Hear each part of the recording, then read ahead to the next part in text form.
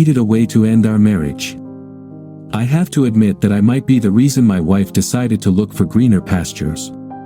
You could say I'm a bit of an eccentric minimalist. I grew up in a very poor family. My brothers and I had far less than most kids our age, and by that, I mean things like bicycles, toys, pets, trendy electronic gadgets, and the like. It was almost like being Amish without the religion. I wasn't ignorant, and I fully understood how the normal world worked, but I couldn't bring myself to agree with it.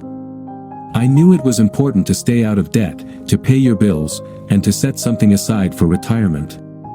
To live a comfortable minimalist life, you don't have to be a fanatic, but you do need self-control. Allowing yourself a few indulgences can make you seem more normal to most people. My biggest weakness was my marriage and family. It was really hard for me to find a woman who, I felt, could tolerate my quirks and accept my uniqueness. Donna came from the same background as me and was used to living a modest life. She didn't embrace it as I did, but she could tolerate it. The longer we were married, the more she seemed to adapt. I mean, she became less frugal and more ordinary. I didn't like it, but I understood, especially after the girls were born. To avoid seeming too odd, we bought a small practical house and started wearing slightly nicer clothes. Donna occasionally got her hair done and became quite skilled at taking care of herself and doing makeup. We even bought 2 smartphones from last year's models. When the girls grew up, Donna started working.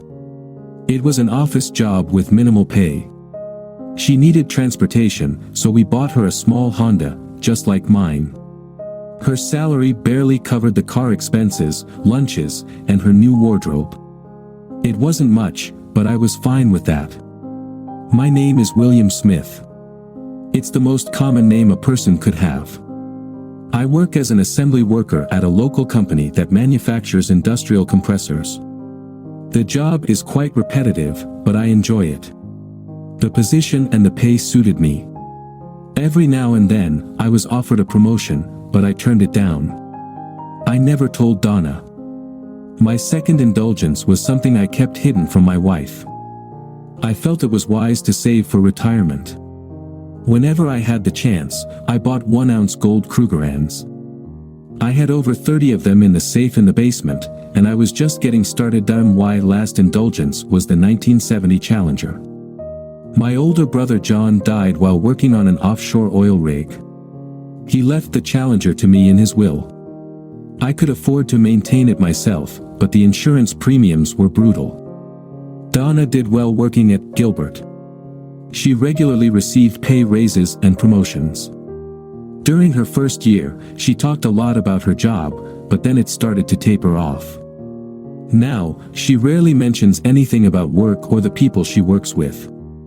I knew something was wrong, but I couldn't figure out exactly what. I hope to get a better sense of what was going on tonight. The company gathering was something like a retreat. It was a weekend event. I didn't feel comfortable, even going to it. I had met all her colleagues at one point or another, and I didn't like any of them. We turned off the federal highway in Holbrook, and I finally had a chance to let the Challenger speed up. It responded exactly as I expected. Donna was uneasy because of the speed, but she kept quiet. Yes, I was definitely exceeding the speed limit.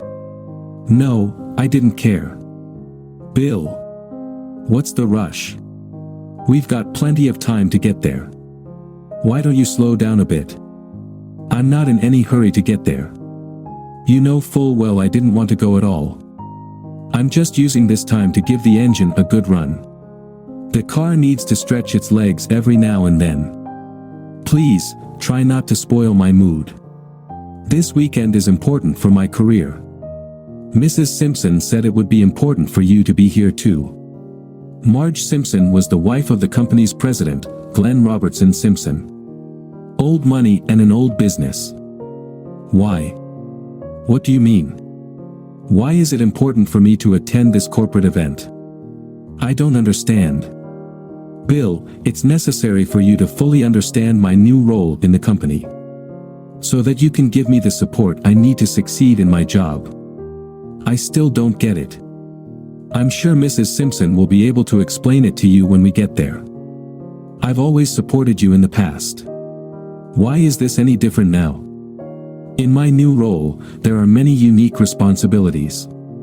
Marge said that you should be introduced to them gradually, so you can fully grasp them. It might be difficult for you to understand at first, but she assured me that you'll be thrilled. By the time we arrived at the lodge, my adrenaline was through the roof. It didn't take a genius to figure out what Donna was trying to imply. The weekend promised to be interesting. When we arrived, Donna walked into the lodge, leaving me to carry the bags. I felt like I had been put in my place. Hey. Nice wheels, Mr. Smith. What is it? A 70 or 71? That was Toby Wallace, a young employee at the company. Hey, Toby. How are you? It's a 70. Toby introduced me to his wife, Bonnie. They were sitting on the front porch, but it seemed like everyone else was inside. I looked around the parking lot and estimated there were about 16 cars and one old beat-up truck at the far end. We spent the next 5 minutes talking about the Challenger. What are you doing out here? Why aren't you and Bonnie inside with the others? They're not really our kind of crowd, Mr. Smith. We were hoping to leave earlier, but Mrs. Simpson insisted we stay. We got up early today to help with the setup. All the caterers left about an hour ago. You'll have to explain. What's going on? Something feels off, but I'm not sure what it is. I don't want to upset you, but I think it might have something to do with your wife. Are you staying for the whole weekend? No. That's why I parked my truck on the side of the road, so I wouldn't have to worry about getting out later. With every passing minute, things were getting more interesting. Well, I'd better take this to our room. Let me know before you leave, okay? Of course. Mr. Smith. Be careful. Don't do anything foolish. Fortunately, it was just 2 small carry-on bags. When I walked into the lodge, Mrs. Simpson caught my eye, smiled, and waved. Donna was waiting for me upstairs, looking a bit irritated that it had taken me so long to come in. Just in time, Bill. We have a few hours to get ready for the evening. Freshen up and put on something presentable. It's going to be a special night, and I want everything to be perfect. If you don't mind, I'm going to take a walk around the house to clear my head. I'll be back in a little while. I noticed a slight smirk appear on my face as I left the room. It was a bit chilly, which made my walk a little more pleasant. As I estimated earlier, there were indeed 16 cars. Mostly Mercedes, a few Jaguars, and a couple of Lexuses. 4 of the cars had out-of-state plates.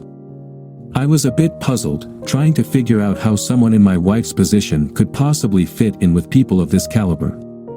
She, or rather, we, were definitely out of our league. Something didn't feel right. I noticed Toby and Bonnie loading their bags into the truck. I waved at them and walked over for a quick chat. I see Mrs. Simpson decided to let you go. Not exactly. We're sort of sneaking out, Toby said. I feel really uncomfortable here, Mr. Smith. Toby thought we should maybe stay, but I talked him out of it, Bonnie quickly added. Could you do me a small favor and stick around until after the evening reception? I'm feeling a bit uneasy too, and I'd appreciate it. I have no idea what's going on, but I don't like it. Great minds think alike, don't they, Bonnie? She blushed slightly at my lame attempt at humor. I think we can manage that. I had a feeling I was going to like Toby. I really dressed up as my wife insisted. Before we headed to the buffet, our hostess took me by the hand and led me to a quiet corner. We're so glad you decided to come tonight to support Donna. This is a big step in her career, and it's important that she has your full backing. The increase in salary and benefits is quite significant, and I'm sure you'll be pleased with it. Sorry to ask, but what exactly are we talking about here? Donna has been a bit vague. Whenever I ask her about it, she usually brushes me off and tells me to wait until the evening. Nothing to worry about, William. I think she just wants to surprise you. You didn't answer my question. There isn't an official title. I think you could simply say she's a personal assistant. I see. Well, the buffet looks great. Thanks for the explanation, Mrs. Simpson. Marge. Please, call me Marge. The next hour or so, I spent sampling everything at the tables. Donna was busy mingling with important people, so Toby, Bonnie, and I had the chance to spend a bit more time together. We were just finishing up when Mrs. Simpson approached us. William, Donna mentioned that you brought your little sports car tonight. I wanted to ask if you wouldn't mind running an errand for us while we have a few drinks. I smiled and nodded. There are 3 cases of wine at the store in Holbrook. They're already paid for, so all you need to do is pick them up. There shouldn't be any issues, but if anything comes up, just give me a call. Be sure to take your phone with you. I'd be happy to help, Marge. I'll let Donna know and head out.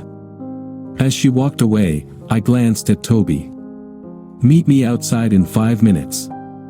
Donna just smiled when I told her that Mrs. Simpson had asked for my help. Her only comment was, "Don't forget your phone." Funny how both of them were concerned about the same thing. Toby, I need a favor. He grinned as I tossed him the keys to the Challenger. Are you serious? Take it to Holbrook and pick up the 3 cases of wine for Mrs. Simpson.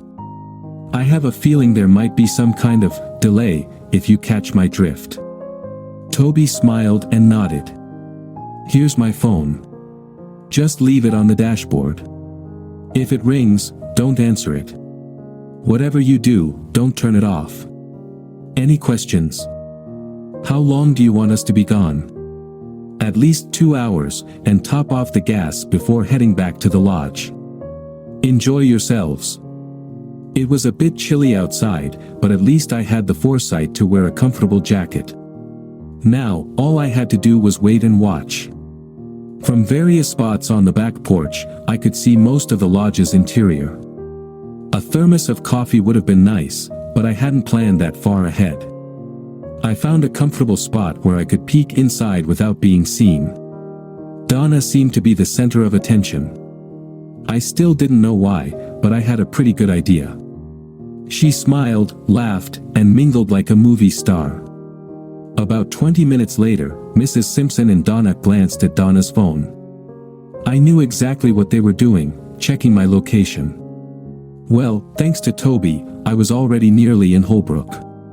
They both smiled as Mrs. Simpson raised her hand and started speaking. Unfortunately, I couldn't make out what was being said, but everyone in the room seemed to approve. It sounded like quiet applause. Glenn Robertson Simpson walked over and took Donna's hand. They began ascending the main staircase and then paused. He raised both their hands, as if in a victory salute, and they both laughed. I heard approving murmurs from the room as they continued up the stairs. I still had about an hour and a half before the Challenger would be back. I decided to take my time and have some fun. I always carried my trusty buck folding knife with me. It was a gift from my daughters about 10 years ago.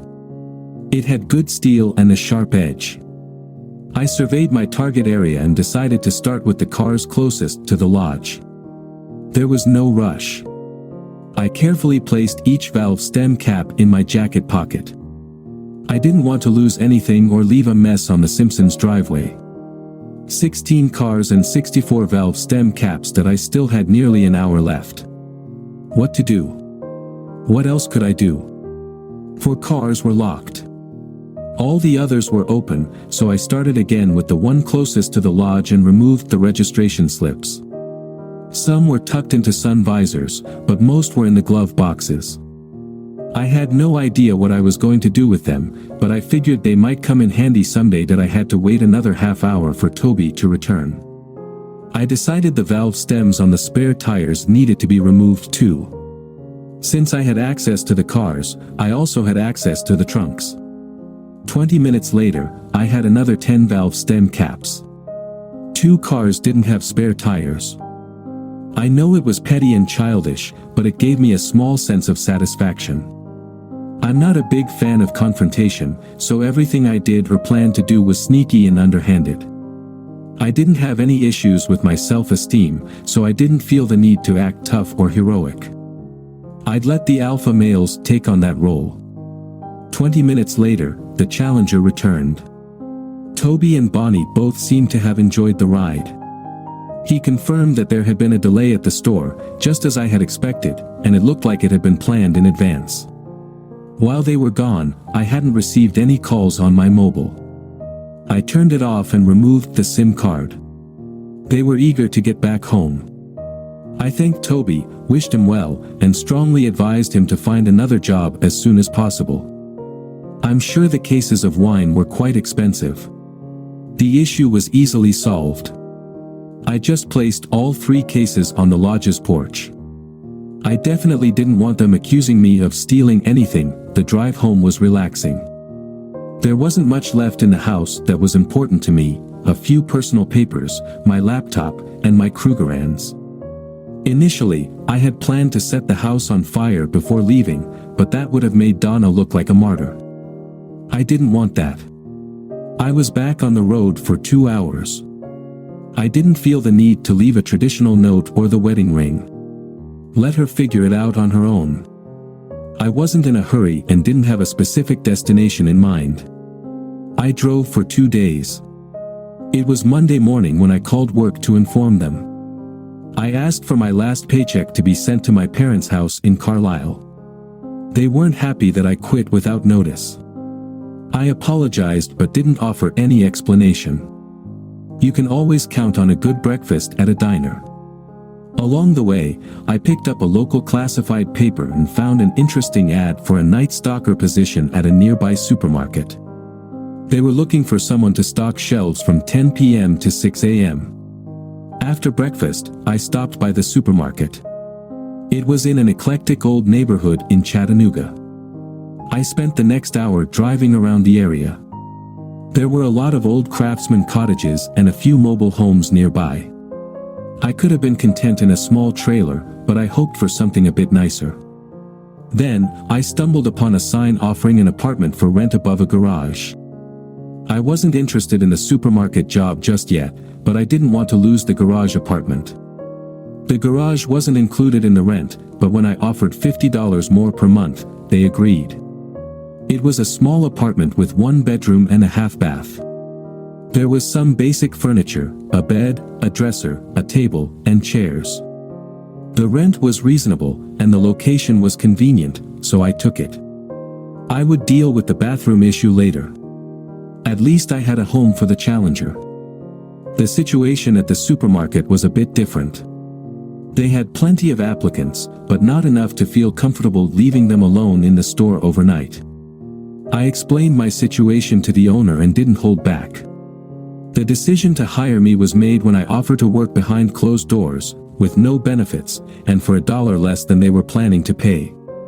They didn't even ask for my social security number. I was happy, and they were satisfied. It was only a 10-minute walk from the apartment. I spent the rest of the day settling into my new place. The landlord gave me the access code to his internet, which I thought was a nice touch. After a quick trip to the local mall, I had some kitchen supplies and a small microwave. I also bought bedding and cleaning products. That night, I canceled my life insurance policies. I decided not to bother with bank accounts or credit cards. What harm could it do to her? Both of our daughters were married now. That made my leaving a bit easier. No grandchildren yet, but I'm sure that won't be the case for long. That I called my daughter Laura to let her know I was fine. I asked her to be ready to help her mother if necessary. Laura knew I had left, but Donna hadn't given her any other information. She promised to let her sister Linda know. I deleted all calls from my wife and turned off the phone again. That I needed a shower. Maybe tomorrow. Not everything was perfect. I needed to find a secure place for my gold. I knew what I had wasn't considered significant by most, but it mattered to me. For some odd reason, I ended up getting a safety deposit box in Huntsville, Alabama. I hoped they wouldn't be able to trace it back to me in Chattanooga. Of course, I was completely wrong, but at least I felt like I tried. It was almost a 2-hour drive, but I didn't mind. The garage door at the apartment was fairly secure, but I installed a new latch and a heavy-duty lock just to be sure. I had to protect my AITA. Didn't take me long to settle into the new job. For the first 3 evenings, I worked with another man, and then they left me on my own. I didn't need to deal with anything in the grocery or meat departments. The biggest challenge was the frozen food section. After the first 2 weeks, I had everything under control. For $20 up front and $10 a month, I got a gym membership, which solved my shower problem. The downside was that I had to give them a credit card number. This led to another trip to Huntsville to get a credit card from my new bank. I was starting to realize how hard it was to completely disconnect from the system. Some adjustments were necessary. I had no idea how hard Donna might try to find me or if she would even try at all. To hell with it. I'd deal with that problem if it ever came up. In no time, I fell into a routine. I started work at 10 p.m. and finished at 6. It was a 20-minute jog or a 30-minute walk to the gym. Initially, I joined mostly just for the shower, but over time I started using the other equipment as well. By the end of the first month, I was working out at the gym for nearly 2 hours every day. I was feeling better and even losing some weight. I had never considered myself heavy, but I was a bit out of shape. It was nice to get back into a routine. I felt comfortable in my new job, and I enjoyed it. It was repetitive, but at the same time, different. It's hard to explain, but I'm sure you know what I mean. I did my job, and they left me alone. The gym was also a good choice. In no time, I figured out which exercises I liked and which ones to avoid. I found that I didn't get any enjoyment from lifting heavy weights. Since I jogged to the gym every day, I wasn't interested in the treadmills. I started each day with a circuit workout, which took about 30 minutes. Then, I spent 20 minutes on the rowing machine, 20 minutes on the stepper, and finished with 20 minutes on the upright bike. I never got around to getting a TV, but I did buy a used desktop computer with a decent-sized monitor. My daily entertainment mostly consisted of watching YouTube videos. I rarely cooked, but I noticed my eating habits were changing a bit. Although it wasn't intentional, I found myself leaning toward a keto diet. Combined with my irregular work hours, I realized I was also doing a bit of intermittent fasting. After 3 months, I was feeling better and had lost some weight. It was time to call my daughters again. This time, I called Linda. "Hey. Linda, it's your dad. Well, it's about time. We've all been worried about you. Are you okay?" "Yes. I'm doing great. Don't worry about me. I've always been able to take care of myself. I'm just calling to make sure your mom is doing okay." "Mom's fine. Looks like she got a promotion at work and loves her job. However, she's really mad at you. She said you abandoned her during her promotion celebration and then left the house like a hurt little boy. Those are her words. She said you were jealous of her success." "Well, I'm sorry, but I have nothing to add to that. Until she's ready to tell you the truth, that's all I've got. She said that things have been a little tight without your income, but with the promotion, she's managing." "Well, I'm glad for her. Did she tell you anything about her new job?" "Just that she's making more money and gets to travel a lot." I didn't respond. After a brief pause, Linda spoke again. "Are you coming home for Christmas?" "I don't think so. I'll try to send something for you and Laura. We don't need or want anything, Dad. We'd rather have you here. Sorry about that. I've got to go. Say hi to Laura for me. Bye." I was feeling a bit down. It seemed to me that my daughters didn't understand the situation and believed I was the cause of all the problems. I wasn't happy about it, but I didn't feel the need to explain myself. It was clear that my wife had no remorse. I found myself growing a little bitter. From what my daughter said, Donna was doing just fine without me. I still didn't understand why she wanted me to be at home. I finished off my case of black and tan and spent the weekend in a slump. My beer consumption was increasing. Weeks passed, and I found that things were improving. I was doing well at work, and I received a promotion I didn't expect. They gave me complete freedom regarding my responsibilities, and in a very short time, I streamlined and improved the restocking system. I provided a weekly report, which they used to determine inventory levels and reorder intervals. The store's computer system already did this in general, but they seemed to appreciate the manual input. The living conditions were ideal for my situation and well within my budget. My weight had dropped, and I was starting to build muscle. With the right lighting, I could even make out a six-pack on my stomach. I stopped shaving, and now I had a thick head of hair, long enough to tie into a small ponytail. My whole appearance seemed to change, and I came across as a bit intimidating. My workouts at the gym were getting easier and a bit longer. An unexpected side effect was that I made a few acquaintances at the gym. They weren't really friends, more like people I knew. I was very careful around the gym's female regulars because I didn't want any trouble with inappropriate behavior. With the guys, it didn't matter, we regularly joked around with each other. However, one unusual connection did form. Her name was Harry, or at least that's what everyone called her. She wasn't very friendly and rarely spoke to anyone. I was the exception. She showed up every morning and consistently worked out for at least 2 hours. It was an intense workout, not some fancy yoga routine. I guessed she was around 45 or so. She looked tough and always wore sweatpants and a hoodie. The other women flaunted their bodies in tight latex and revealing outfits. But not Harry. I got teased quite a bit because I was the only guy in the gym she would talk to or even look at. I didn't encourage her, but I didn't push her away either. Honestly, I was a little flattered. Several months passed, and I hadn't reached out to my daughters or my wife. I just couldn't bring myself to do it. I made a few trips to Huntsville to add to my collection of Krugerrands. Then everything started to change. "William, can I talk to you for a minute?" This wasn't the usual way Harry started a conversation. She called me William, while all the guys used Bill. Come to think of it, she had never used my name before.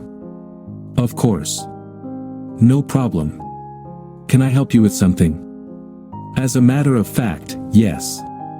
We both sat on a bench and made ourselves comfortable. I have a corporate event I'm supposed to attend on Friday night, and I need an escort. I'll cover all the expenses, and all I need is for you to come with me. I noticed you don't drive, so I'll also take care of transportation. If necessary, I can reimburse you for any costs.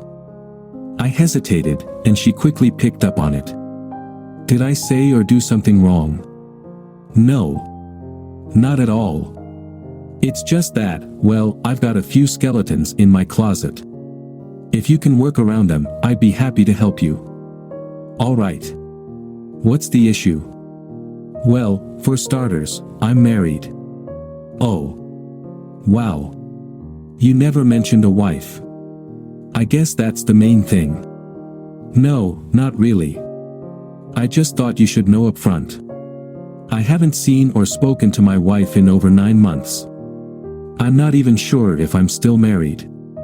Have you filed for divorce or separation? No. What's the next problem? I don't have anything appropriate to wear. No suit, no jacket, no dress shirts, no formal shoes. I just don't use any of that, so I don't have it. No problem. I can take care of that. That's why I'm asking a week in advance. I work nights, but I think I can manage to rest up in the evening. I'm glad we're working through this, she said with a smile. What else? Do you want me to shave? William, I like your beard and your hair, but honestly, you're a bit scruffy. Would you mind if my stylist took a look at you on Friday afternoon? Stylist? She smiled as I groaned and nodded that it was fine. This is how my relationship began with Harry, professionally known as Harriet Parker, an attorney. On Tuesday, I found myself at Joss 8 Banks. It's not exactly a high-end store, but definitely a step up from anywhere I'd ever been. Harry had arranged my visit in advance. I ended up with 2 pairs of trousers and 2 sports jackets. They added a couple of shirts and some ties to complete the look. I took the extra effort to add 2 Mandarin collar shirts to the pile. I'd always liked them and thought they'd look good with the sports jackets. Harry had paid for everything ahead of time. On my way home, I picked up a new pair of decent shoes and some underwear. I needed new underwear due to my recent weight loss. The shoes were loafers, but still stylish. My visit to the stylist on Friday went well. The guy who worked on me was easygoing and did a great job. He left me with a short, neatly trimmed beard and turned my ponytail into a kind of short, modified braid. I'm not sure of the exact term, but it had a longer tail at the end. He assured me it would be much easier to maintain. I liked it. He didn't talk much about Harry, but he did say I was lucky. Harry arrived at the apartment right at 6. She didn't get out of the car but gave a quick honk. The Lexus looked out of place in my neighborhood. I chose a gray jacket and a gray turtleneck. I thought I looked pretty good, but I didn't have much to compare it to. I was grateful she was driving because I wasn't very familiar with the city. Harry, before we go, could you explain exactly what I'm supposed to do or not do tonight? The first hour or so will probably be spent mingling. You don't have to get involved in all of that. Most of the people there will be pretentious snobs that you won't want to deal with. Avoid them if you can. The main thing is, I want you to stick close to me and keep other women away. Try not to stand out, but don't let anyone elbow you around either. Make sure I always have a drink in my hand, ginger ale or mineral water. Be friendly and agreeable, and whatever you do, don't lose your cool. Essentially, you're eye candy. Make them think we're a couple. I've never really thought of myself as that kind of guy. I don't have much experience with things like this. Can you handle it? Of course. Will there be any food? About an hour in, we'll each get a $500 plate of rubber chicken and listen to a few speeches. Once that's done, there'll be some gift giving. Oh, by the way, you look good. That was the moment I realized I hadn't complimented her dress or hairstyle. I was definitely out of my element. The first part of the evening went exactly as she explained. I found that my role was actually a bit easier than I expected. The room was full of single men, all dressed in expensive suits and wearing large watches. Harry looked really good, and most of them knew she wasn't married. Quite a few took the time to come over and chat with her a bit, testing the waters, so to speak. I caught myself squinting at them like Charles Bronson. Surprisingly, it worked. Every time I stepped back to refresh her drink, another vulture would fly up to her. A few guys brought her drinks, which she quietly handed to me to dispose of. Harry glanced at me a couple of times and sort of smiled. Sort of. Finally, we got to sit down. 300 chicken dinners appeared out of nowhere. The plate of food was pathetic. I wouldn't call myself a picky eater, but this was something else. I kept thinking about the $500. Harry leaned toward me a bit. William. Want to tear this place apart? She tried to do a Bogart impression, but it didn't quite land. I didn't respond. I just stood up, took her hand, and we quietly left. I don't think anyone even noticed. When we pulled into the garage, she kicked off her shoes and tossed me the keys to the Lexus. Find us some real food, William. 20 minutes later, we were at Willie's Country. We each had a full plate and a bottle of beer. She was familiar with Tabasco. We both ignored the fries. The bibs were happily accepted. While we ate, I noticed something unusual. Her evening dress had long sleeves. Most women's dresses had short sleeves or none at all. She was also still barefoot, and it didn't seem to bother her at all. Things quickly went back to normal. My evening with Harry was pleasant, though it didn't end in any intimacy. We continued our usual routine at the gym. 3 weeks later, Harry had another event that required an escort. Naturally, I agreed. I felt obligated to explain the situation to my boss, and he found it pretty amusing. Given the circumstances, he told me I didn't need to ask for time off, just to leave him a note. He more or less told me that I was responsible for managing my own time. Harry's daily workouts at the gym were pretty intense. Her heart rate was up, and she sweat quite a bit. She was always fully dressed. Most of the women at the gym wore sports bras and shorts. Harry wore hoodies and long pants. It didn't seem to make sense, but I wasn't about to bring it up. Our second evening was similar to the first, except there was no food and more drinking. More drinks meant more guys hovering around. Every other guy who approached her brought a fresh drink. I spent most of the evening collecting and disposing of unwanted glasses. One of the more persistent guys finally got on my nerves. I pulled him aside and quietly told him that if he bothered my fiancée again, I'd clean his clock. He disappeared for the rest of the evening, as did several other pests. I didn't realize I'd become so intimidating. After the event, we went for sushi, but ended up having $40 worth of sashimi.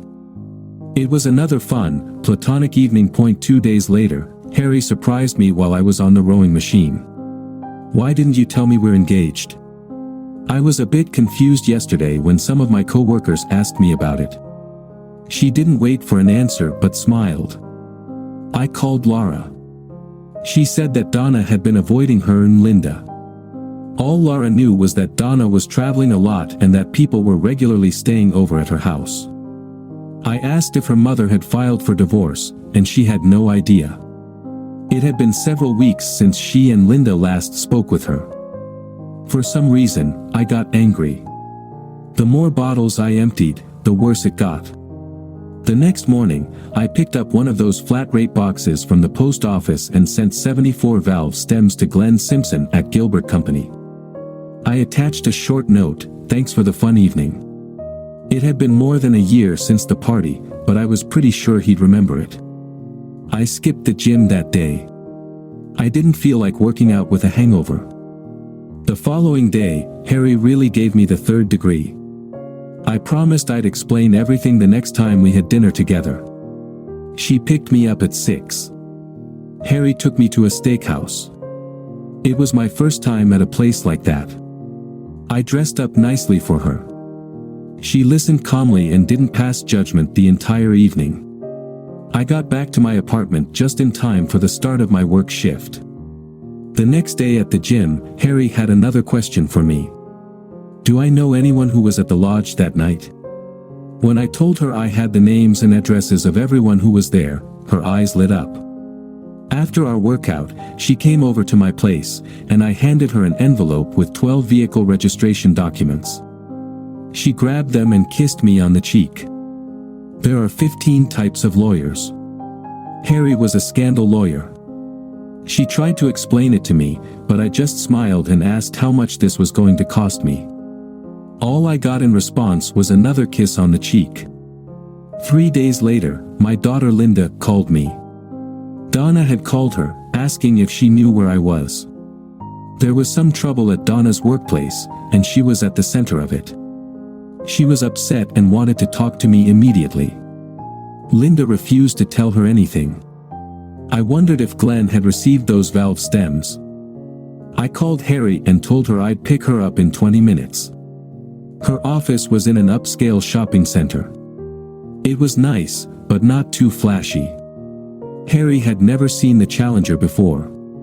The topic of my car ownership had never come up. The sound of the engine preceded my arrival, and it brought a few curious onlookers from her office as she came outside. I walked around to open her door and smiled at the gawkers. Harry laughed as she got into the car. Well played, William. Well played. I suppose you'll want an engagement ring now. All in good time. No need to rush. I kept the Challenger under control until we crossed the Tennessee River. Then I started letting her open up a bit. Highway 72, heading to Huntsville, is a nice stretch of road, but not the best place to show off. We sat at Dreamland for 2 hours. William, everyone who was at the lodge that night has been served. What do you mean? It's a lawsuit. The legal term is intentional infliction of emotional distress, contributing to the destruction of a marriage. Is that really a thing? It looks like all the necessary categories have been met. Their behavior was intentional, it was extreme, and it caused you significant emotional distress. That must be why my wife was upset. By that time, each of us had a plate of ribs in front of us. The conversation slowed down a bit. Harry had just finished gnawing on the last rib when she looked up. What do you mean your wife was upset? My daughter Linda called me today and said Donna needed to talk to me. There's a big problem at work, and somehow, she's caught up in it. That's all I know. Glenn Simpson and Gilbert Company are facing $1 million lawsuit. The other 11 people are being sued for $100,000 each. I'm not trying to be a smart guy, but do you think this will work? Of course. It might not be as straightforward as it seems, but I think some interesting things could happen. I wanted another bottle of beer, but I couldn't risk it because of the long drive home. Harry could take the risk, though, and she enjoyed the moment as she sipped her beer with a bit of smug satisfaction. I felt a bit excited as we were leaving the restaurant, so I casually asked Harry if she'd like to get a room and head back in the morning. I'd love to, but I can't. We could leave early if you want. It's not about that. Let's just head back now. I'll explain on the way home. The first 20 minutes in the car were quiet, and then she started to open up. It turns out that 8 years ago, Harry weighed almost 150 kilograms. She decided to go on a diet and start exercising instead of opting for gastric bypass surgery. She lost 70 kilograms. Unfortunately, she was left with about 10 kilograms of loose skin. It took 5 surgeries to remove the excess skin, and now she had scars all over her body. Harry, being brave and honest, admitted that she was very self-conscious about her scars. She had avoided dating and any contact with male friends. For some reason, she felt comfortable around me but didn't know why. I dropped her off at her house, walked her to the door, and gave her a light kiss on the cheek. She thanked me for dinner, and as I left, I noticed a small tear in her eye that we continued our platonic dates. It seemed to work well for both of us. My supermarket appeared to be quite popular with the locals. In less than 2 years, they had opened 2 more stores and were scouting for new locations. The owners were serious when they offered me a full-time position as the inventory manager for all 3 branches. However, they insisted that I become a permanent employee, which meant I had to go fully legit. At this point, it didn't seem to matter anymore, so I agreed. Harry was happy, so I was happy too. A few more weeks passed. I hadn't heard from my daughters in a while, then I got a short text on my phone, "Mom got fired." This complicated things a bit. Now I had a steady job with a decent salary, and Donna was out of work. At that moment, I feared I might eventually get dragged into a divorce. Then things got even worse. "William, for a change, I have some good news." Harry was serious, and I was all ears.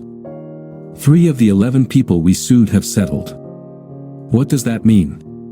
Since we filed for just $100,000, their insurance companies advised them to go ahead and pay it to avoid any public court proceedings. It was covered by their insurance, so it wasn't a big personal loss for them. You mean we could actually make some money out of this? William. I've already received 3 checks. There might be more. Do you think this has anything to do with Donna's firing? I'm almost certain it does. Will this mess up my divorce? Have you filed yet? No. Not yet. I was going to ask you to help me with that. Harry gave me a genuinely wide smile. William, pack a small bag and get the Challenger ready. We're going on a trip to see your wife. We'll leave early Thursday morning. Now I was smiling too. We left at 6 in the morning and checked into the Sheraton Hotel 10 hours later. The Challenger was happy. I called Linda and asked her to invite Donna and Laura to lunch at the Reading Motor Inn the next day. The dinner conversation was a bit awkward. Choosing from the Red Lobster menu was fun, and we ended up spending more than we had planned. We didn't mind, though, as it felt like a bit of a celebration. Our conversation was varied and somewhat confusing. Why?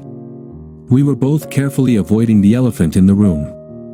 We were spending our first night together.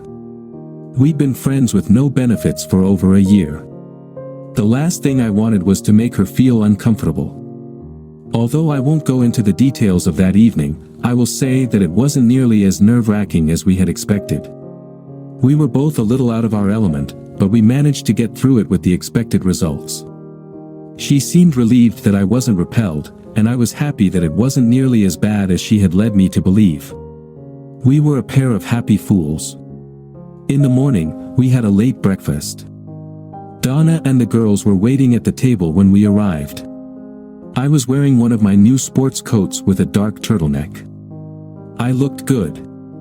Harry wore one of her lighter business suits, something casual yet professional. My wife and daughters looked at me in amazement. Donna, Linda, Laura. This is Harriet Parker, my trusted confidant and attorney. Harriet, this is my wife, Donna, and my daughters, Linda and Laura. It was awkward, but it was the best I could do. Before we could get into any pointless small talk, the waiter arrived to take our drink orders. I'm not hungry. If you don't mind, I'll just have coffee, Donna broke the silence first. I quickly glanced around the table and came to the same conclusion. Why don't you just bring us 5 cups of coffee and leave the pot on the table? The waiter nodded, and everyone seemed to breathe a sigh of relief at this decision. It's nice to see you again, Bill. Would you mind telling us what you've been up to lately? Donna gave a slight smirk as she said this. Just working and giving you the freedom to find yourself or whatever it is you've been doing. Harry gently nudged me under the table. You were supposed to be there for me, and you abandoned me. Maybe you needed someone, but it wasn't me. Mom. Dad. Stop this. I'm sure you didn't organize this meeting just to throw jabs at each other. Dad. Why are we here? Linda was firm. I could tell this was going to be a very short meeting. I felt lost. I looked at Harry for any clue on how to proceed. She ignored me but took control of the conversation. Harry reached into her purse and pulled out an envelope. She slid it across the table to Donna. Mrs. Smith, this is a divorce settlement. I think you'll find it very fair. I suggest you take it to your lawyer and have them review it. Both Laura and Linda looked shocked. It was easy to see they hadn't expected this. However, Donna had a wide smile on her face. She didn't take the envelope from Harry but instead reached under the table and pulled out an identical one from her purse. You idiot. I divorced your sorry ass 8 months ago for desertion. You never got the papers because I didn't know where to send them. It's final. Whatever you've got here doesn't matter. You don't have anything I want anyway. Her smile turned into a wide smirk. The waiter returned with our coffee and a full pot for the table just as Donna stood up. She smiled at Harry and me and gave the girls a strange look before leaving. She left both envelopes on the table. Dad, can we all stay for lunch? I've heard they have really good custard pie here, Laura said. Harry and I chuckled, and we asked the waiter to bring menus. Harry, Laura, and Linda enjoyed a great lunch and conversation. I felt like I was eating alone. I've never really understood women well. The girls exchanged phone numbers and promised to stay in touch. Back at the hotel room, I started packing. William, I thought we were staying another night. We'll stay overnight, just not here. Hurry and pack your things. An hour and 30 minutes later, we were in Elkton, Maryland. 30 minutes after that, Harriet Parker became Harry Smith. We spent the night in Luray, Virginia. I wanted to drive further, but we couldn't. We now have a house with a 3-car garage. That's another story. The girls told me Donna had a fit when she found out I got $2 million from the Gilbert Company. Donna moved to Iowa. I don't know why.